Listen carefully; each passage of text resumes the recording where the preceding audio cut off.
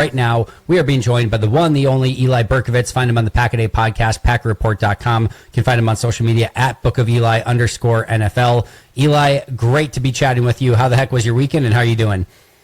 I'm doing good. I am doing good. The weekend, I think like everyone else in the Midwest, I was trying to avoid melting, quite literally, just walking around outside. It's been as hot as I can remember, which anyone who hears me on the Pack-A-Day podcast knows is not my favorite part of the year, but it's been good. You know, it's been fun in the summer, as you know, Andy. You kind of have more time to get into the weeds a little bit with the Packers and looking at things that during the season you don't really have the time to focus on.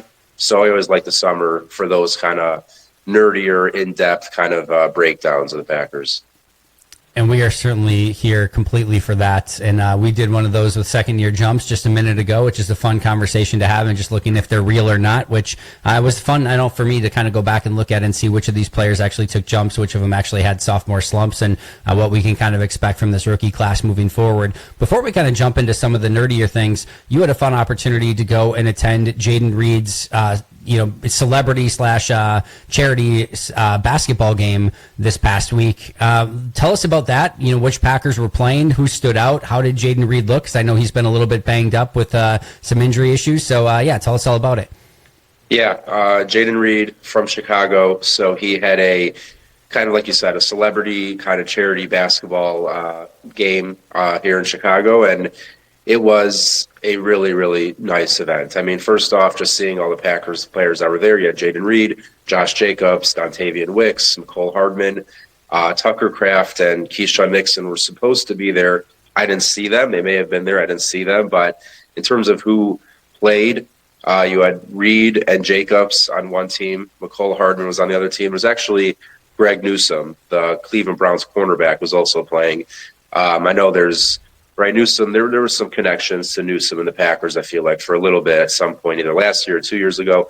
But either way, going into the game, I think, like, maybe not any Packer fan, but being the kind of fan that I am, like, my main concern was like, all right, guys, take it easy. Nobody get hurt. Don't roll an ankle. Like, that's really like the whole game. I'm just like, if anyone's on a fast break, I'm like, just let them go. Don't really play hard defense. Like, let's just get out of this game. So I'm happy to report that everyone did leave that game perfectly clean. But I got to say, I mean, these guys can ball. Like, straight up, Jayden Reed, incredible ball handling skills, a good shot. Josh Jacobs took it a little more easy. He was more shooting outside threes, but when he was shooting them, he was looking pretty good. And Mecole Hardman, definitely also a very good player. Overall, it was really good basketball. I mean, it was 110 to like 108 or something, which, in a kind of a pickup, non-semi-professional game, you never know what it's really going to look like. You don't know if it's going to be a good game in general. Jayden Reed had a buzzer beater opportunity at the end of the game to win it. Unfortunately, did not go in. They went to overtime and ended up losing. But it was a great game. It was cool to meet. I met Jacobs, Wicks, Reed, very shortly met Hardman. And all of them were just great guys, and, gave all the fans time, spent a lot of time with the kids. So it was cool to just see them up close in person and on a more personal level. Just another example, Jayden Reed can't come through in the clutch. I'm just kidding. It's an awesome event that he put on, and it's really fun to see those players out there. And like you said, the biggest thing from a Packers standpoint is thankfully nobody got hurt. And it's just great to see that Jayden Reed was able to play, because I know he had a flag football, or not a flag football, just like a football camp that he put on for kids the week before.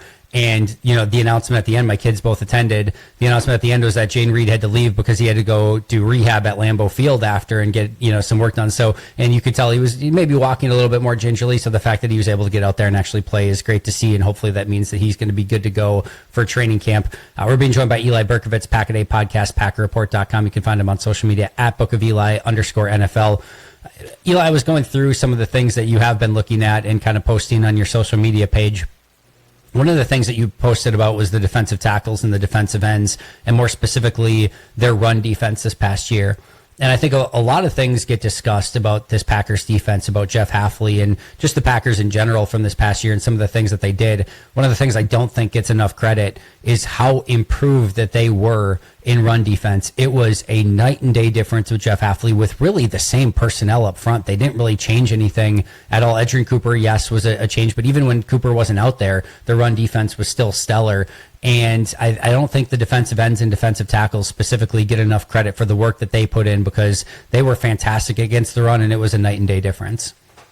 Yeah, I think the biggest thing that we saw was the guys were just sticking to their assignments. They were staying in their gaps.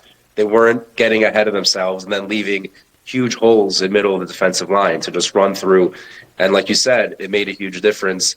The tweet you're referencing, I was just kind of, like I said, it's the summer, kind of bored, like just looking around at different things. And it stuck out to me that according to ESPN's run stop win rate, Rashawn Gary and TJ Slayton were number one in their respective positions at the edge and defensive tackle group. Obviously, Slayton no longer a Packer, kind of unfortunate for what he brought to the team. But yeah, I mean, looking at what they did last year, 7th in total rush yards allowed. That's a huge improvement from where we were. 3rd in yards per carry, which, a lot of analytics nerds are big, yards per carry guys. So holding them that well was great. They were top 10 in touchdowns, also great at explosive runs. I feel like all the time with the Packers, even if maybe we were able to slow down a running back, there would be 1 or 2 runs at least every game where it's oh, well, no one's even close. That guy's gone for 27 yards, 35 yards. Last year, they only gave up 9 20-plus yard runs the entire season. That's really good. I think it was 7th in the NFL. So in general, Jeff Hafley clearly made a huge impact on that run defense. And the hope, obviously, is year 2, that stays the same and we see a little bit more pass rush. But even still, right, I mean, finishing 8th in sacks, it's obviously not bad. It's a little skewed based on a couple of huge sack production games. But overall, clearly, Hafley has made a huge difference for this front 7. Yeah, I think one of the areas they did clearly have new personnel as well was that safety room, and adding Xavier McKinney, Evan Williams, Javon Bullard, 3 players that do a great job against the run, and limiting some of those explosive plays was one thing on the back end that I think you could point to of, like you said, you just saw those players playing the safety role safe and making sure that they weren't allowing those explosive runs to happen. If you did get 10 or 12 yards, that's where it was going to stop, and those guys were going to make that play to limit it to make sure that it wasn't one of those 40, 60, 80-yard explosive plays for a touchdown. You did mention a name, though, that I think is interesting, and that's TJ Slayton. The Packers did not lose that much this offseason in free agency. That's super noteworthy. They did lose their biggest defensive tackle in TJ Slayton. I'm curious, Eli, you mentioned he was definitely a big piece of their run defense. Do you feel like they adequately replaced him? They go and get Warren Brinson in the 5th round. Nasir Stackhouse is a player that they picked up as an undrafted free agent, but they didn't do a whole heck of a lot else on the interior of the defensive line. Colby Wooden put on some weight. There's some thought that he might be able to play a little bit of nose tackle, but how do you feel about potentially replacing TJ Slayton, who maybe isn't the biggest name in the world, but certainly did have an impact on run defense? Yeah, I feel like kind of like what is a money ball, right? You got to replace them in the aggregate. I don't think you're going to have one guy come in and maybe do what TJ Slayton did. But I did, specifically write down Warren Brinson and Nazir Stackhouse as kind of 2 guys. I mean, look, Stackhouse is undrafted free agent. He's not some sort of lock to make the roster. But I do think in terms of undrafted free agents, I think most Packer fans feel like he certainly has a shot. He was a good college player for a great Georgia defense. So if you get both of those guys getting just some playing time and hoping that they can develop into that kind of run-stuffing nose tackle, but there's no doubt that it's going to be a question mark. You're going to have to hope either a rookie or a veteran who hasn't necessarily shown that ability shows that ability, whether it's, like you said, Wooden or, Carl Brooks really isn't that guy. Kenny Clark is, kind of always been more of a pass-rushing defensive tackle, not necessarily the stereotypical size of a nose tackle. So it's going to be interesting to see who steps up, who they rely on. But if I had to put my money on any guys, it would have to be Brinson and Stackhouse, and hope that at least one of the 2 can separate themselves and really become a big piece of the interior of the defensive line. Yeah, I think that's going to have to be the case. Maybe Clark and Wooden certainly pitching in there as well. And like you said, just kind of hoping that it holds up in the aggregate. And if there is anything I trust at the moment, I trust Jeff Halfley to figure it out, get the right pieces in the right spots, and hopefully have another really sound season in run defense. On the flip side, from running the ball, as we talked to Eli Berkovits, Pack-A-Day Podcast, and PackerReport.com, you had posted some highlights out there from Marshawn Lloyd back in his college days recently. And I know a lot of people are very excited about what he can potentially bring to the table in year 2 if he can stay healthy. He was out there at minicamp, looks good. He looks still very explosive. I'm certainly excited as well. But when you kind of went back and looked at some of the college stuff, what did you feel he could potentially bring in this upcoming 2025 campaign? I think he's kind of the perfect change of pace back for a guy like Josh Jacobs, where there are some running backs that need 12 to 15 carries a game to really make an impact on a game. I think Marshawn Lloyd's the kind of guy who could get 6 to 8 carries in a game and make a big impact. In college, in his final year, he averaged 7.1 yards per carry. Now, that's college, but still, that's an absurd number. It's impressive. That if you're handing the ball off and getting 6-7 yards every time, that's basically the best running back that's ever played. So I'm not expecting that number to hold up. But like I said, if you only give him 6 to 8, 5 to 8 kind of carries a game, but he breaks one of those for a 35-yard plus gain or whatever it is, that's the kind of thing that a backup running back brings to an offense. I also think, even though he wasn't utilized a ton at USC in the passing game, I think that was more of a product of the college game of that offense. I think he certainly could be used in the passing game in the NFL. And just like with running the ball, you throw him a screen 2 yards behind the line of scrimmage, he could turn that into a 40-yard gain downfield. He's just, to me, I love Emmanuel Wilson. I think Chris Brooks showed a lot of great stuff last year. But if you want to talk about your stereotypical change of pace back, that's Marshawn Lloyd, and I'm very excited to see what he could finally do at full strength and fully healthy. I really, like you said, I really like Emmanuel Wilson and Chris Brooks as well. When Josh Jacobs would be out, it would still feel like, Josh Jacobs is out on this play. And I think Marshawn Lloyd has the ability to change that a bit. Josh Jacobs, Marshawn Lloyd's in though. Let's see. Let's see if he can rip off one of these big runs because he has the ability to do so. 2 big things for Lloyd. Going to be holding on to the football, something that was definitely a struggle for him in college, and then pass protection. If he can get those 2 things down, I think he has the opportunity to see the field a decent amount. It just gives Green Bay another playmaker, another weapon within the offense. And the more guys that you can have that just put the ball in their hands and they can do some of the heavy lifting so that your quarterback doesn't have to do so much of it, the better your offense is going to be. And I certainly think Marshawn Lloyd has that ability as well. Speaking of somebody who has that ability, we know that Christian Watson has that playmaking ability and can do some of that heavy lifting and is so important to this offense, even when he's not getting the ball, just to be able to stretch the field and take some eyes down with him so that it opens things underneath for a lot of other players. We saw him doing a little bit of running on his Instagram account this end of past week, and he certainly looks good for what, at this point, coming off a pretty significant ACL and MCL injury. A doctor, I am not Eli. I can pretend to be a lot of things from an analysis standpoint. Anything medically related, I cannot. But just seeing him doing any sort of running was certainly a positive in my opinion. And of course, we heard Matt LaFleur say a couple weeks ago that he was ahead of schedule and that he looked outstanding. These seem to be very positive signs for Christian Watson so far. Yeah, I mean, you have a guy tear his ACL in week 18 of the NFL season. At least for me, I'm basically not expecting him to be moving around.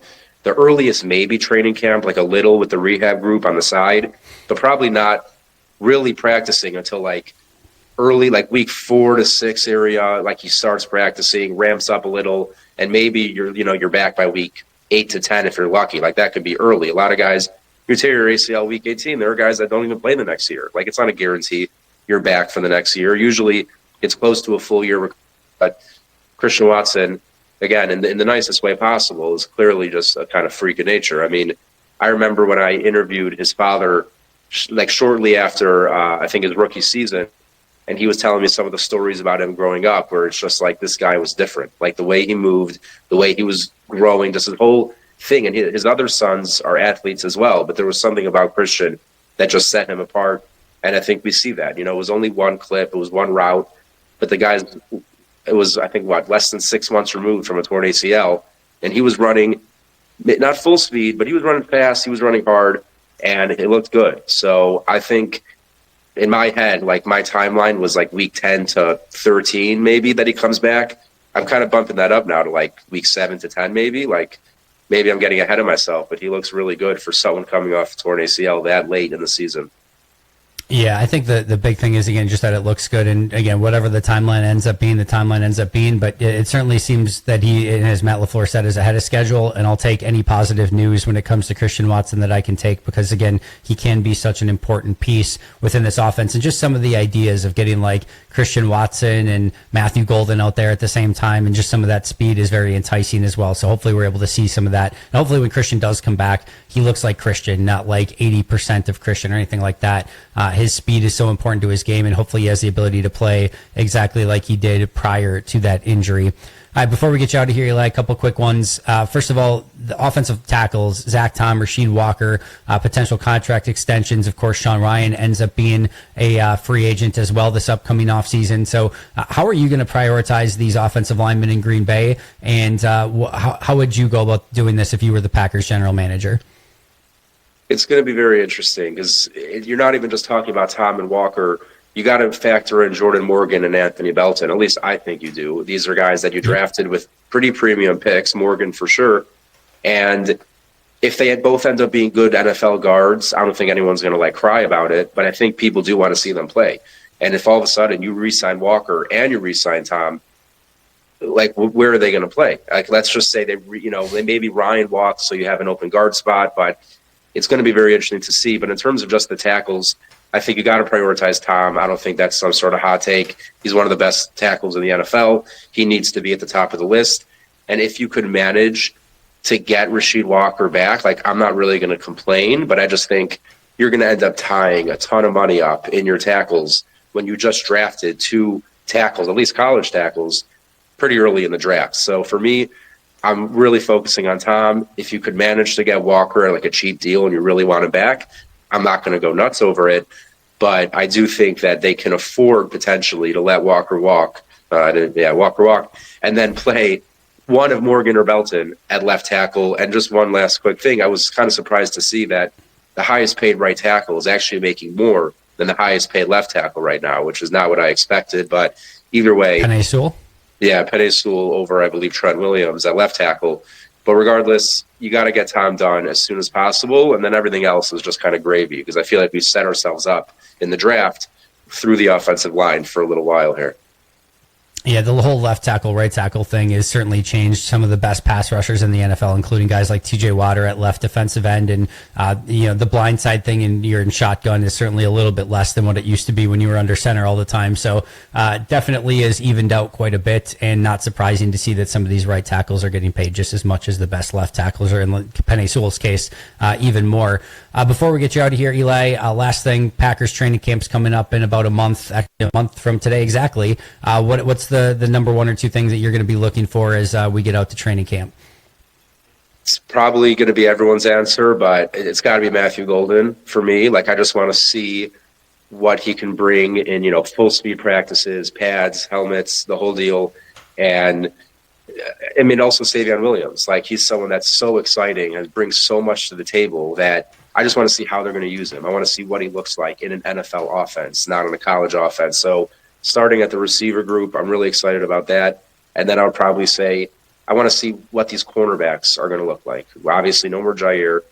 It's going to be a big deal to see what Nixon, Valentine, and obviously Nate Hobbs, where are they going to play? How are they going to play? That secondary is probably going to be the difference maker, I think, for this team, because it could either be really ugly and we could be like, wow, we need a Jair and we're kind of in a big pickle here, or they're going to step up and we'll be like, wow, okay. I mean, Valentine, that rookie season was legit. He actually has something there. Nixon, 6 games he played outside. That was for real. He can do it. And then you put Hobbs in the slot, and I think that's a good secondary right there. Then you have Javon Bullard playing a bit. So that's kind of what I'm going to look for, the speed guys, the receivers and the corners. I did a deep dive today on Nate Hobbs. If anyone wants to check that out over on the Pack a Day podcast, watching every snap of his from this past year, giving him my grade for the year, and then also kind of some things that I learned about him. If anyone wants to check that out, and I think they'll feel very good about Nate Hobbs coming off of that if you end up listening to it. So make sure to check that out over on the Pack a Day podcast. Eli, you've got a lot of stuff cooking as well. PackerReport.com, Pack a Day podcast. What do you got coming up this week, and anything else you want to plug on the way out? Just check out our Pack Report. I plan on doing kind of like a positional breakdown throughout the summer as we approach training camp. So keep an eye out for that on Pack Report. And then any other content I got going, you will see over on Twitter at @BookofEli_NFL.